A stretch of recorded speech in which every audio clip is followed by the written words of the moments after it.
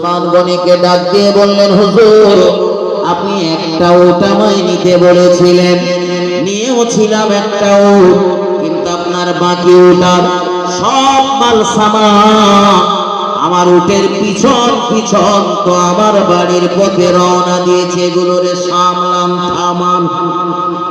হযরত উসমান গনি ঘরের দরওয়াজায় দাঁড়িয়ে মিসকি মিসকি হাসতেছেন আর বলছেন, ও রাসূলুল্লাহর সাহাবা, আগে তো বলেছিলাম, উসমান গনি আগে বলেছিল একটা উটের পিঠে যত মাল রয়েছে তুমি নিয়ে চলে যাও, আর এখন বলছি তুমি যে উটটা বেছে নিয়েছো ওই উটের পিছন পিছন আজ উসমান গনির বাড়ি থেকে যতগুলি উট আর যত মাল সামান তোমার পিছনে রওনা দেবে, সব মাল আর উটগুলি আমি তোমায় দিয়ে দিলাম।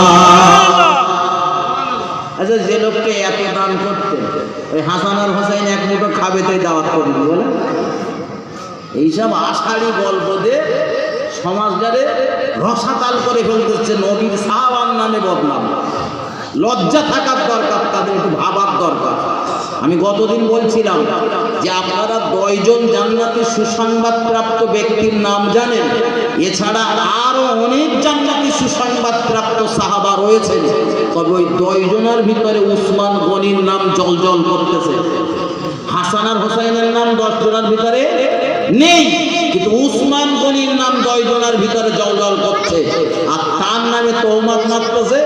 বলে ধনীদের সব দাওয়াত করেছে, আর গরিব বলে ফাতেমা আর হাসান হোসাইনের দাওয়াত করে। আর তাই নাকি ওই হাঁড়ির ভাত সব পাথর নাকি হয়ে গেছিল,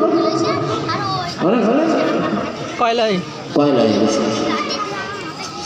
আমার ভাই বাবাজিরা, আমার ব্যথা নেবেন না, আলোচনা এখানে নয়, ফিরে চলুন আল্লাহ পাকের নবী জনাবে মুহাম্মদুর রাসূলুল্লাহ সাল্লাল্লাহু আলাইহি ওয়াসাল্লামকে আল্লাহ দ্বিতীয় নম্বরে যে পুত্র সন্তানটি দান করলেন, ওই পুত্র সন্তানটির নাম হলো আব্দুল্লাহ।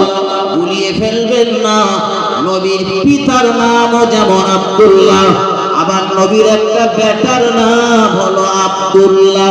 আমি এই কথাটা বলতে গিয়ে অত দূর চলে গিয়েছিলাম। হযরত ফাতিমাতুজ জোহরা রাদিয়াল্লাহু তাআলা আনহাকে প্রিয় নবী বিবাহ দিয়েছিলেন হযরত আলী কাররামাল্লাহু ওয়াজহাহুর সঙ্গে, অর্থাৎ হযরত আলী বিবির নাম ফাতেমা। আবার